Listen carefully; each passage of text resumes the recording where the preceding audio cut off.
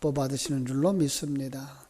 우리 그런 면에서 하나님이 받으시는 신령과 진정으로 예배하는 자들이 되셔야 할 겁니다. 그래서 한번 옆에 있는 분들에게 이렇게 인사해 보겠습니다. 신령과 진정으로 예배합시다. 신령과 진정으로 예배합시다. 예. 그래도 우리 찬양되는 옆에 사람 손을 잡을 수 있어서 좋은데 이게 드문드문 앉아서 손을 잡을 수가 없네요. 그죠? 자, 신령과 진정으로 예배하는 자들이 되시기를 바랍니다.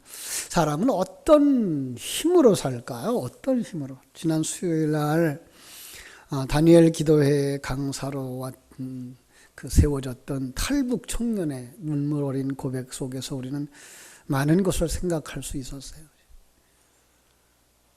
너무나도 가난했던 그들의 모습들, 지금도 마찬가지일 거예요. 사흘이나 굶은 7살 어린아이가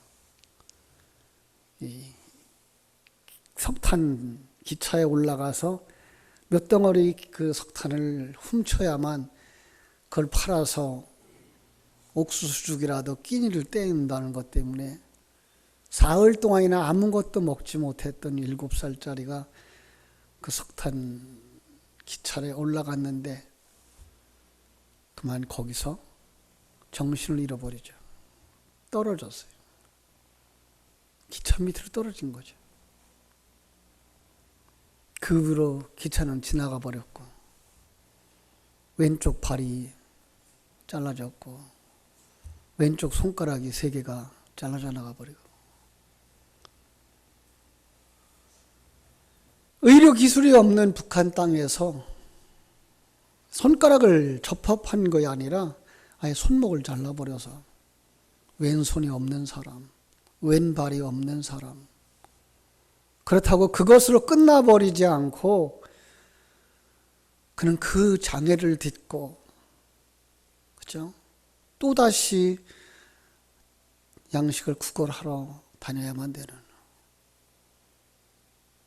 그래서 두만강을 넘어서 중국 땅에까지 왔고 그의 간절한 소원은 쌀을 만들어다가 부모님에게 쌀밥 한번 지어드리는 게 소원이 되어서 그렇게 살은 거예요. 그게 그의 사명처럼 여겨졌고 그는 그것으로 힘으로 여겨서 살은 거예요. 결국은 쌀 조금 얻어가지고 만들어가지고 북한 땅에 들어갔는데 밥을 지어서 같이 먹는 그 자리에 이제 경찰이 들어온 거죠. 먹지도 못하고, 그죠? 여러분, 그 젊은 사람은 부모님에게 쌀밥 한번 지어드려야 되겠다라는 그게 힘이 되어져서 그 어려움을 견뎠다 그래요. 그가 남한에 가면 살 길이 열릴 거라고 생각했고 의족을 한 상태에서 불편한 몸을 이끌고 탈북하는 사람들이 대열에 끼어요. 그리고는 이 나라로 저 나라로 피눈물 나는 탈북의 길을 걸어서 마침내 대한민국의 시민이 되었어요. 지금은 탈북민을 돕는 한 사람, 탈북민을 돕는 것을 힘으로 삼아서 살고 있다라고 이야기합니다. 자, 어떤 사람은 돈을 힘으로 살아서 살고 있어요. 그죠? 돈으로 가사도우미를 고용하고 돈으로 운전기사를 고용하고 어떤 사람은 건강의 힘이라고 생각하고 살아가죠. 건강해야 어떤 일이라도 할 수 있다는 거예요. 몸이 아프면 일을 할 수가 없으니까. 그래서 그 사람은 건강이 힘이다라고 생각하면서 사는 거예요. 사람마다 그 생각하는 것들이 달라요. 러시아의 대문호 톨스토이는요, 이 상처와 고통으로 가득 찬 사람들을 보았어요. 배고프게 살아가는 사람들, 가난하게 살아가는 사람들. 그런데 그들이 그 속에서 정말 웃으면서 살아가더라는 거예요. 어떻게 그게 가능할까? 살펴봤더니 그들 속에 가족 간의 사랑이 있더라는 거예요. 그래서 그는 알았어요.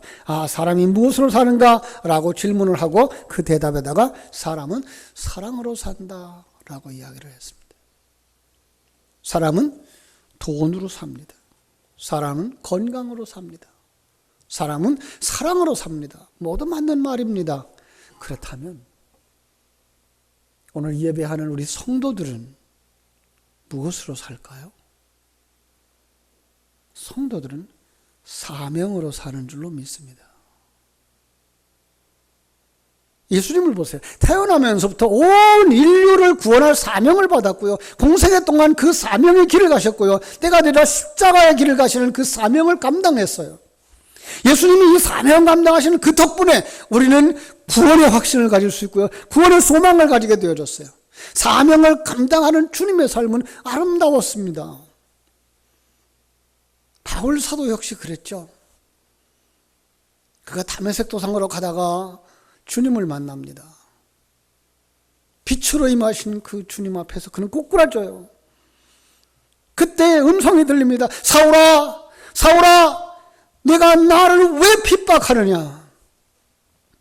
빛으로 임하신 그 주님 앞에, 말씀으로 임하신 그 주님 앞에 큰 충격을 받고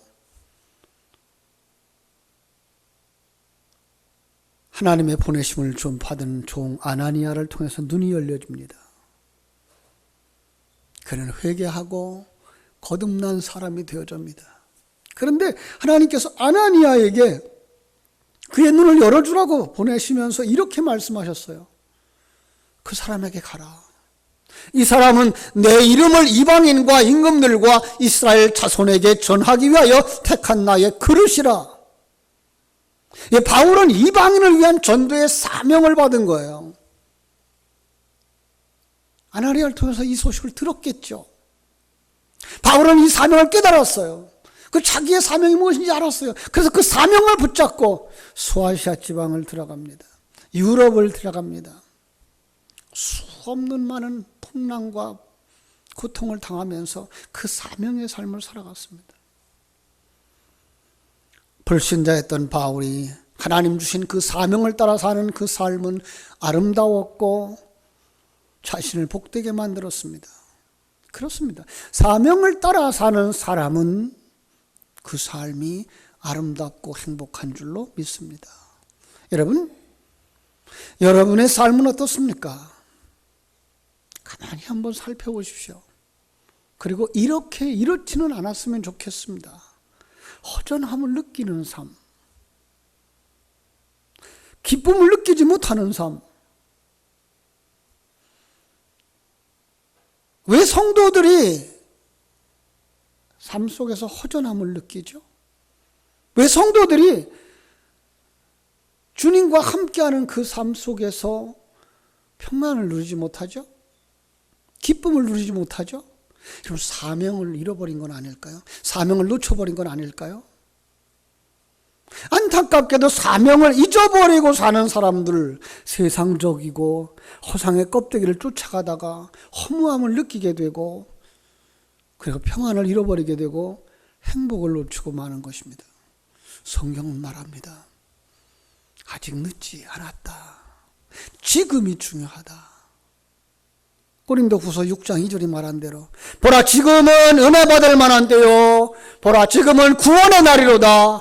이르시되 내가 은혜 베풀 때에 너희에게 듣고 구원의 날에 너를 도왔다 하셨으니, 보라, 지금은 은혜 받을 만한 때요, 보라, 지금은 구원의 날이로다. 삶이 풍성하고 행복하게 만드는 그 사명을 회복하고 사명을 따라 사시기를 주님의 이름으로 축원합니다. 사명을 따라 살아가는 사람에게 주어지는 또 다른 복이 있습니다. 그것은 사명을 따라 살아갈 때 그 가슴에 열정이 타오른다는 거예요. 오늘 본문에도 보면 이런 말씀을 볼 수가 있습니다. 바울이 예루살렘으로 가서 전도하려는데 에베소 장로들이 정보를 주는 거예요. 올라가면 안 됩니다. 위험합니다. 또 성령도 말렸다고 말하고 있습니다. 그런데 22절, 23절 바울은 뭐라고 말합니까? 보라, 이제 나는 성령에 매여 예루살렘으로 가는데 거기서 무슨 일을 당하는지 알지 못하노라. 오직 성령이 각 성에서 내게 증언하여 환난이 결박이 나를 기다린다 하시나. 바울이 이제 자기의 의지를 밝힙니다. 나의 달려갈 길과 주 예수께 받은 사명 곧 하나님의 은혜의 복음을 증언하는 일을 마치려 하면은 나의 생명조차 조금도 귀한 것으로 여기지 아니하노라. 바울은요, 어려움이 있어도 복음 전하는 일을 중단하지 않겠다는 거예요. 그 이유는 오직 하나, 그것이 나에게 주신 사명이기 때문이라는 거예요. 여러분, 말씀 선포가 사명인 줄 아는 사람들, 그 사명을 감당하기 위하여 그 끓어오르는 불타는 열정들을 우리는 볼 수가 있습니다. 구약 성경에도 말씀 사역자가 이렇게 안타까워했던 모습이 있죠. 예레미야죠. 예레미야서 20장 9절에서 이렇게 말합니다. 내가 여호와를 선포하지 아니하면 나의 중심이 불붙는 것 같아서 골수에 사무치니 답답해서 견딜 수가 없구나. 사명이, 그가 받은 사명이 그 사람의 심장을 들끓게 만드는 줄로 믿습니다. 아프리카의 선교사였던 리빙스턴은 막 얘기합니다. 사명을 가진 사람은 그 사명이 실현될 때까지 결코 죽지도 않는다. 그렇습니다. 사명을 가진 사람들은 집념과 열정이 식지를 않습니다. 여기 사명자의 복이 있습니다. 열정을 식지 않게 하는 이 사명의 복이 여러분들의 것이 되기를 주님의 이름으로 축원합니다. 사명자들이 주시는 또 하나의 큰 복이 있는데 하늘나라의 상급이 크다라는 겁니다. 사명을 따라 산 사람들을 보면 인생의 마지막이 다가올수록 행복하고 가슴 뿌듯해합니다. 왜냐하면 사명을 감당한 사람들에게 주시는 하나님의 약속이 있기 때문에 그렇습니다. 일생토록 사명을 따라 살던 바울, 생명의 끝자락에서 이렇게 선언을 합니다. 디모데후서 4장 7절에 보면 내가 선한 싸움을 싸우고 나의 달려갈 길을 마치고 믿음을 지켰으니 이제 후로는 나를 위하여 의의 멸관이 예비되어졌으므로 주 곧 의로우신 재판장이 그날에 내게 주실 것이라. 의의 멸관, 승리의 대가를 주신다라고 말씀하고 있습니다. 그 약속을 붙잡고 나아가는 자들, 그 상급이 천국에서 참으로 비교적이지는 않을 것입니다. 누가 더 위에 있다라고는 말하지 않을 것입니다. 그러나 분명 하나님은 그의 몫을 허락하실 것이고 그 하늘나라를 그에게 허락해 주실 줄로 믿습니다. 히브리서 11장 6절은 우리에게 말씀하십니다. 하나님께 나가는 자는 반드시 그가 계신 것과 또한 자기를 찾는 자들에게 상 주시는 이심을 믿어야 할지니라. 사명자는 하늘의 상급을 약속하신 그 하나님을 아는 것이고 그 하나님이 약속한 상급을 기대하는 것입니다. 여러분, 사명이 이렇게 소중한데 성도들의 사명은 무엇일까요? 성도에게 사명은 하나님이 우리에게 부여하신 임무라고 말할 것입니다. 우리의 일생을 통해서 이루기를 원하시는 하나님이 기뻐하시는 뜻이라고 말할 것입니다. 이런 사명을 따라 살면 좋은데 안타깝게도 많은 사람들이 이 사명을 따라 사는 것을 포기합니다. 아니, 자기의 사명이 무엇이조차 관심이 없어요. 어떤 사람은 사명이 있는 줄 알면서도 의도적으로 회피합니다. 왜 그럴까요? 하나님을 기쁘시게 하기보다 자기를 기쁘려고 하게. 그죠? 하나님을 영광스럽게 하기보다 자기의 그 유익을 추구해요. 하나님의 것보다 땅의 것에만 집착하기 때문에 그래요. 한마디로 썩어질 것에 초점을 맞추고 살기 때문에 사명을 따라 살지 못한다는 것입니다. 우리는 야곱의 형 에서를 기억하실 겁니다. 아버지 이삭과 어머니 리브가 사이에 태어난 쌍둥이들입니다.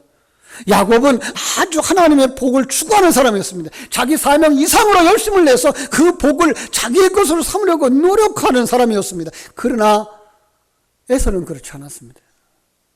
장자의 사명을 소홀히 여겼습니다. 소중하게 여길 줄 몰랐습니다. 얼마나 소홀하게 여겼는지 대표적인 행동이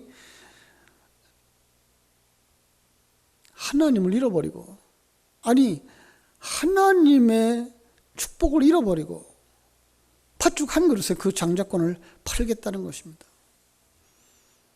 그래서 지금 우리들은 그 믿음의 조상들의 하나님을 이야기할 때 아브라함의 하나님, 이삭의 하나님, 에서의 하나님이 되어질 것인데 불구하고 에서의 이름이 지워지고 아브라함의 하나님, 이삭의 하나님, 야곱의 하나님으로 기억되고 있다는 것입니다.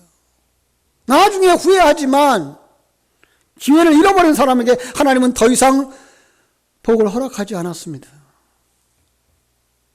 그래서 성도들은 자기 사명을 발견하고 사명을 따라야 살아야 된다는 것은 너무나도 분명한 것입니다. 교회 다니는 것으로 만족하지 마시고요.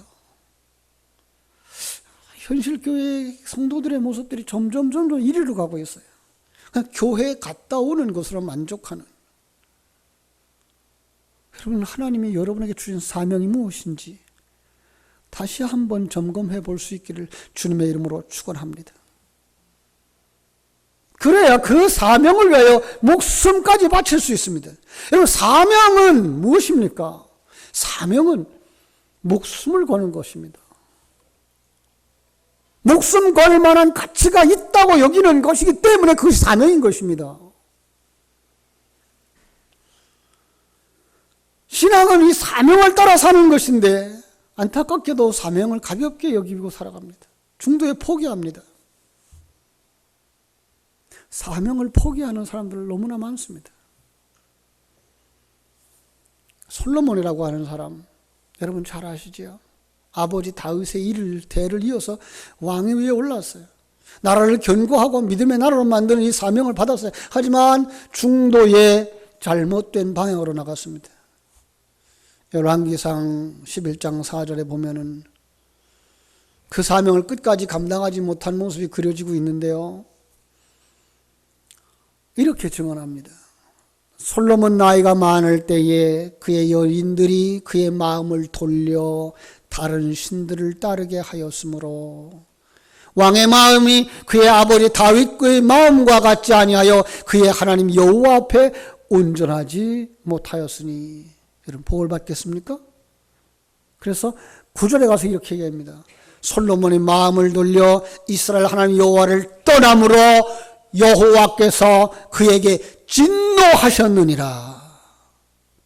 믿음을 잃고 죄와 우상의 삶, 솔로몬 사명까지 잃어버린 그 사람, 하나님의 진노를 샀다는 것입니다.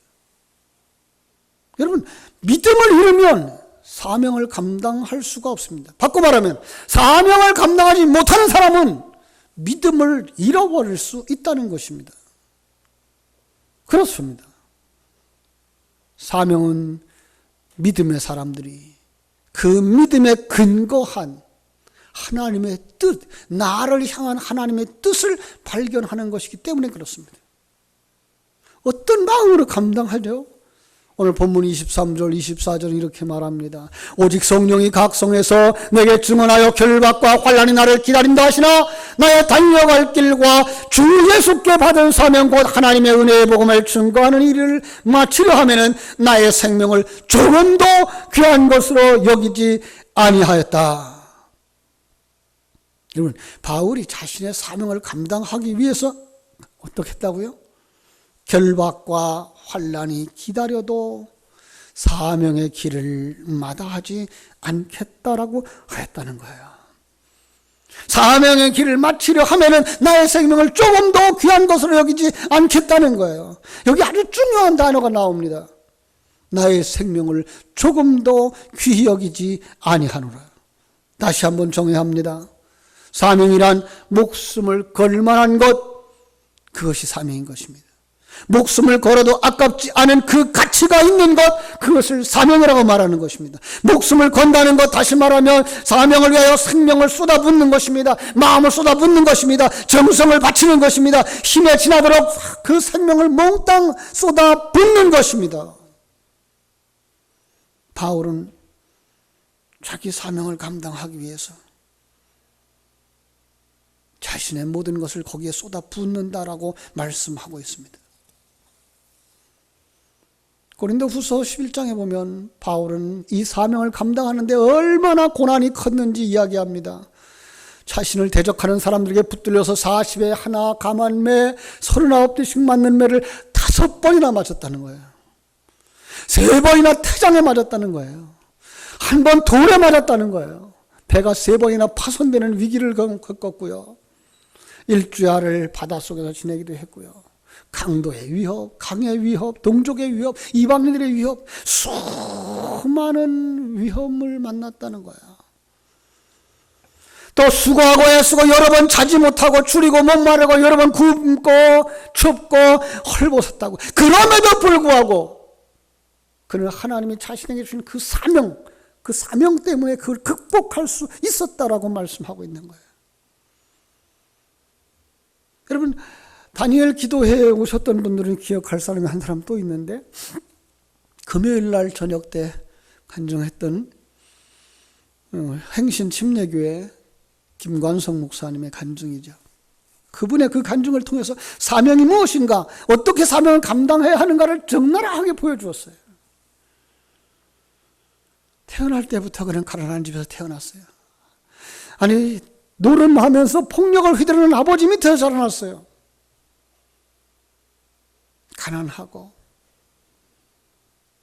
헐벗고 굶주리는 그 아들이 할 수 있었던 것, 그건 도둑질이었대요. 그런데 도둑질하고 한번 붙잡혀서 경찰서에 들어가서는 있는데 초범위로 크게 잡힌 거예요. 이제 나이가 어렸기 때문에 그래도 가족이 오면 이제 훈방 조치를 하려고 그러는데 거기에 자기보다 10살이나 많은 주먹을 쓰고 살는 깡패 같은 형이 온 거예요. 형의 손에 끌려서 집으로 돌아왔어요. 그리고 죽도록 맞았다 그래요.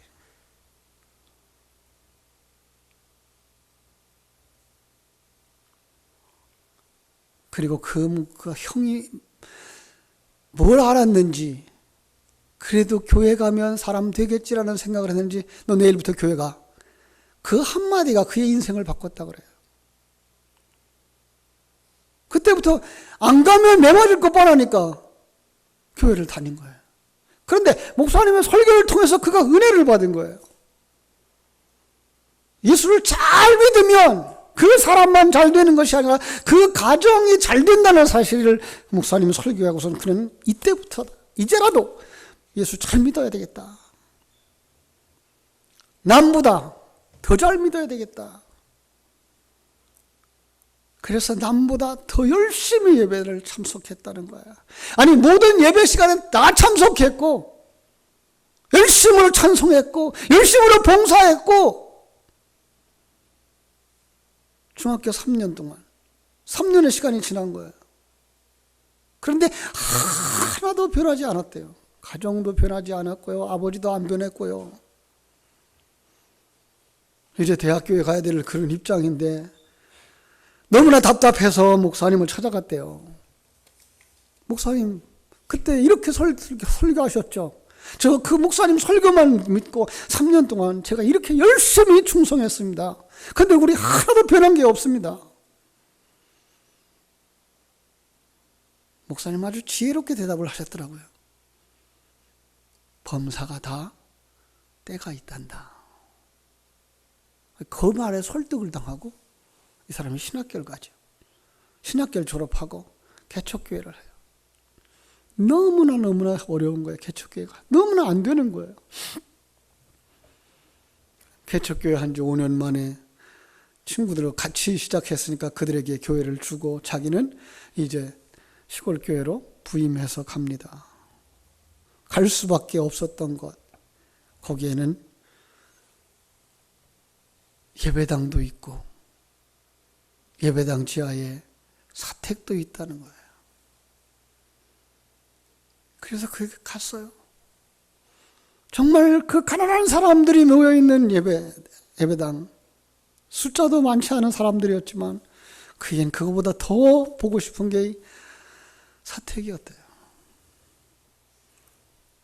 그를 데리고 사택으로 내려가는데 지하실이에요. 깊은 지하실. 이게 방수가 잘 안 돼서 그런지 몰라도 습하고, 그래도 좋다라고 생각했는데 여름철 홍수가 나자, 장마가 지자 창문으로 비가 들어오더래요. 온 가족이 일어나서 물을 푸는 거예요. 심하면 현관으로도 물이 흘러들어들어요. 물 푸지 않으면 가재도구가 다 젖게 되고 떠오르게 됐으니까 그저 비만 오면 밤이도 오고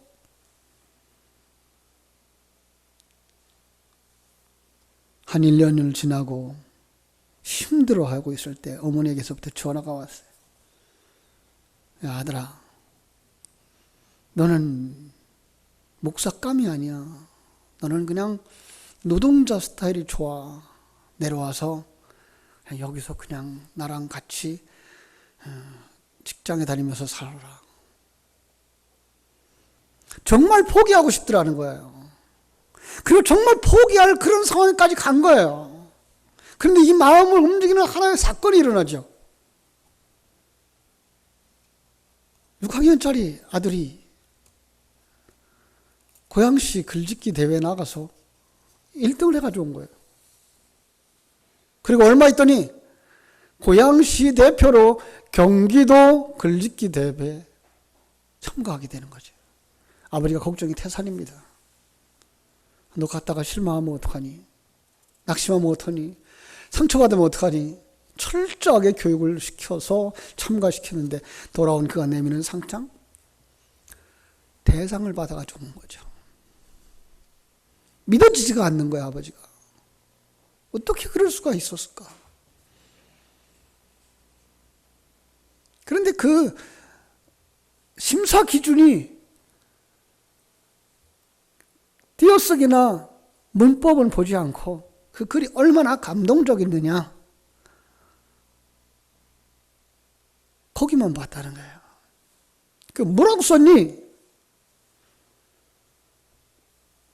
바로 홍수와 요강이라는 제목으로 썼다는 거예요. 그러니까 그 지하실에서 화장실을 가기가 너무나 힘드니까 밖으로 나가서 걸어가야 되니까 그들은 요강을 사용했는데 그 요강 들고 다니다 쏟아뜨렸던 얘기, 홍수로 말미암아서 물을 퍼냈던 얘기, 그걸 통해서 그가 대상을 받아가지고 왔는데, 그런데 그 순간 그 홍수와 요강이라고 하는 그 제목을 듣는 순간 그의 가슴 속에 놀라운 비수가 꽂힌 거예요.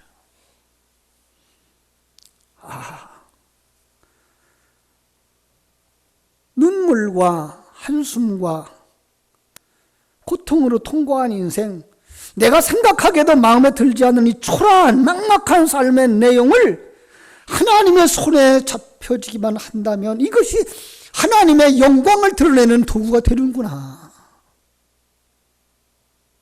내가 지금 비록 고난을 겪고 있지만, 고통을 겪고 있지만, 이것이 하나님의 손에 들려질 때 하나님의 영광을 받으시는구나. 여러분, 이러한 글을 팔로우에 올리기 시작했고요. 그의 친구들이 지금은 7,000명 정도가 된다 그래요. 아마 더 많아 늘었을 거예요. 작년의 이야기였으니까요. 여러분, 그 교회를 지금 목회하고 있는 게 4년밖에 안 됐어요. 지금도 그 삶의 환경들은 변하지를 않았어요. 그런데 그는 자신 있게 이제 내 삶은 이겁니다, 내 사역은 이겁니다 라고 말하고 거기에 목숨 걸 수 있는 사람이 되어졌다는 거죠. 그게 뭡니까? 그게 사명인 거죠. 사랑하는 여러분,